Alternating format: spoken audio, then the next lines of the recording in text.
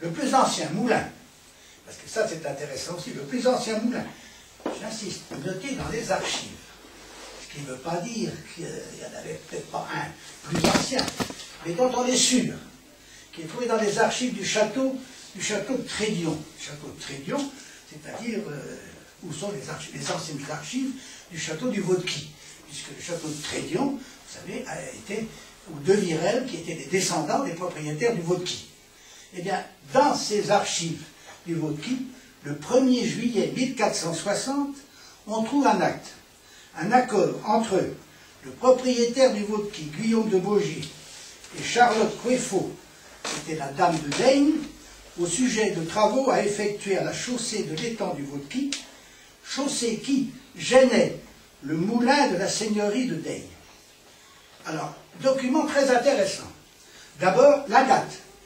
Le 1er juillet 1460, nous savons qu'il y a deux choses. Des moulins à eau au Vaudeby et un moulin à Daigne, puisque la dame de Daigne se plaint que la chaussée n'est pas entretenue. Et elle dit au seigneur du Vaudeby, mais entretenez votre chaussée, parce que c'est moi qui subis les dégâts. Donc, il y a eu un accord. Bon, je me pose la question, où était situé ce moulin à eau de Daigne? Moulin du Vaudeby, aucun problème, il y en avait trois, je vous les dirai tout à l'heure. Trois. Bon. Et le moulin à eau de Daigne, je connais pourtant bien les lieux, je ne vois pas très bien où il se situait. C'était peut-être un petit moulin. Parce que vous savez, il y avait des grands moulins et des petits moulins. Il y avait ce qu'on appelait le patouillou. Le patouillou, c'était un petit moulin où on travaillait surtout le gaboret, c'est-à-dire, ne pas mélanger avec de l'orge, c'était surtout pour les animaux. N'est-ce pas? J'avais toute une théorie par le grand-père Édouard Grand-Helleux de la Butte, une fois, qui m'avait détaillé la différence qu'il y avait entre le patouillou et le grand moulin, entre le petit moulin et le grand moulin.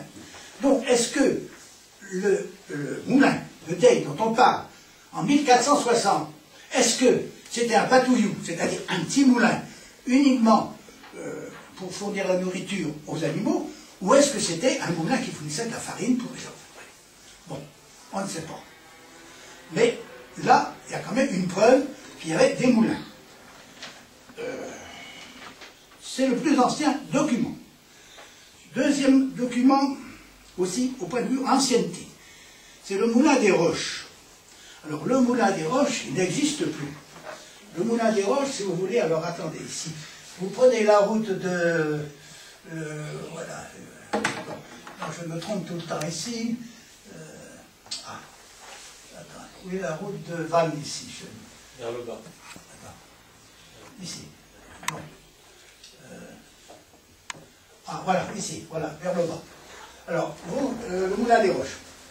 Vous prenez la route de Vannes et vous arrivez à Sainte-Eutrope.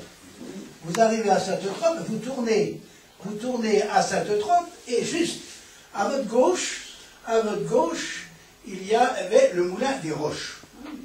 C'est-à-dire juste derrière, sur la butte, derrière la maison de la Moquette. Alors, ce moulin des Roches est un des plus anciens moulins, parce que lui, on le trouve aussi cité en 1506 dans un acte. Dans un acte du Vaudeby, car il était, en même temps, le moulin des Roches et les moulins du Vaudeby étaient jumelés. Et ça a duré des siècles, parce que j'ai mis dans le bulletin municipal il y a quelques temps, quand j'avais fait un article sur le renard du moulin, et même peut-être après, si tu te souviens, il y avait un document, un bail, entre la famille Le Floch et le propriétaire du Vaudeby, et dans ce bail était inclus encore le moulin des Roches. Et donc, depuis 1506, le moulin des Roches et les moulins à eau du Vaudeby étaient ensemble, travaillaient ensemble. Ce moulin des Roches n'existe plus. Il a été, et ça j'ai appris par mon père l'autre jour, Jean-François, par Roger, il m'a dit, le moulin des Roches était à tel endroit. Et en effet, l'endroit est visible, très visible, il y a une touffe de broussailles, il domine. Si vous passez là, regardez bien, cette touffe de broussailles, elle est isolée, elle est facilement repérable. C'était là qu'était le moulin des Roches. Mais ce qui m'a appris aussi, ton papa, c'est que les pierres de ce moulin ont été vendues au père Philippot et ont servi à construire la maison de mademoiselle Philippot dans le bourg. Je ne dis pas que toute la maison est faite avec des pierres du moulin des Roches, mais le père Philippot avait acheté les pierres de ce moulin, de cet antique moulin, et donc aujourd'hui il se trouve dans le bourg. Tu as une date là pour la maison Philippot? La maison Philippot, c'est pendant la guerre. Ça doit être 42 ou 43. C'est la seule maison du bourg qui a été construite pendant la guerre.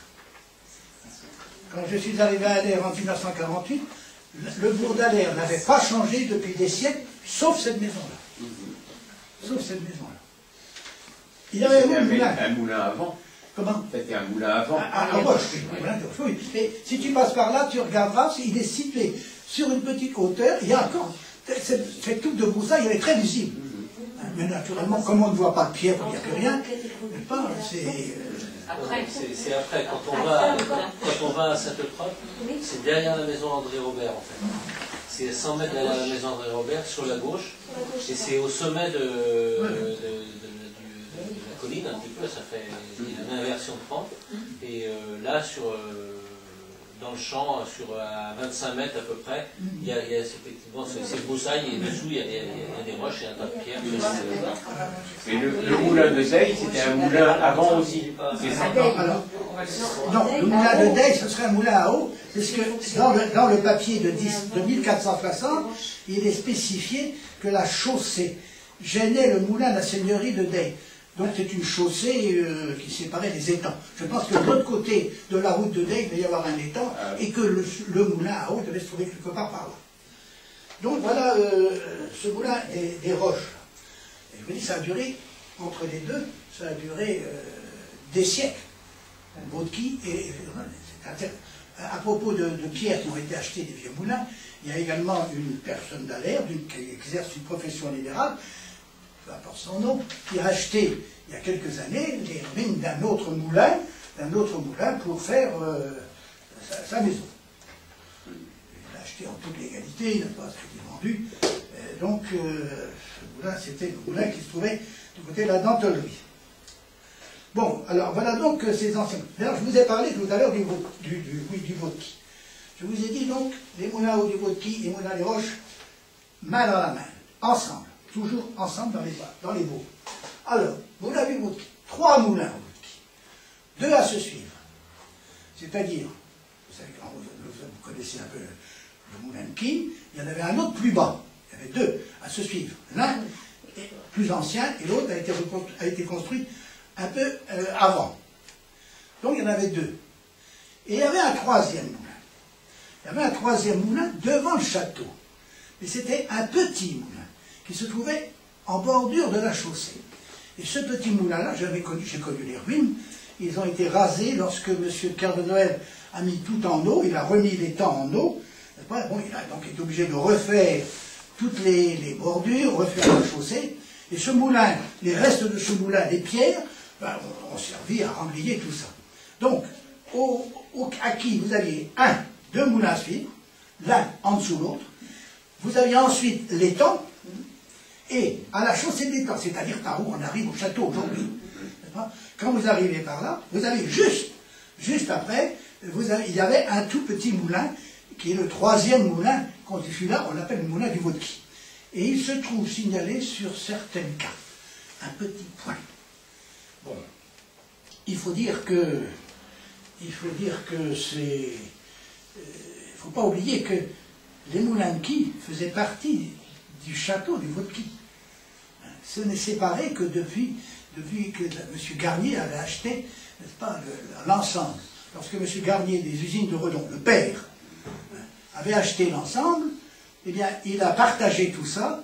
Son fils Henri a eu le château, et son autre fils Gérard, qui était directeur du Châtelaine, a eu les moulins. Et c'est depuis qu'on dit les moulins de Qui et le Baudky, mais à l'origine, ce n'était qu'un seul domaine. Maintenant, c'est une autre histoire. Alors, parmi les anciens moulins encore, alors nous sommes toujours, je vous les donne un petit peu en désordre, mais enfin, je pense que vous y retrouverez. Hein. Alors, vous avez le moulin de la Poinet. Ah, le moulin de la Poinet, facile aussi, vous connaissez la Poinet, Vous connaissez le manoir, vous savez qu'à côté du manoir, il y a une vieille bâtisse, et que là, il y avait devant un étang. Hein, et que ça a été refait il n'y a pas très longtemps. Bon, ça a été nettoyé.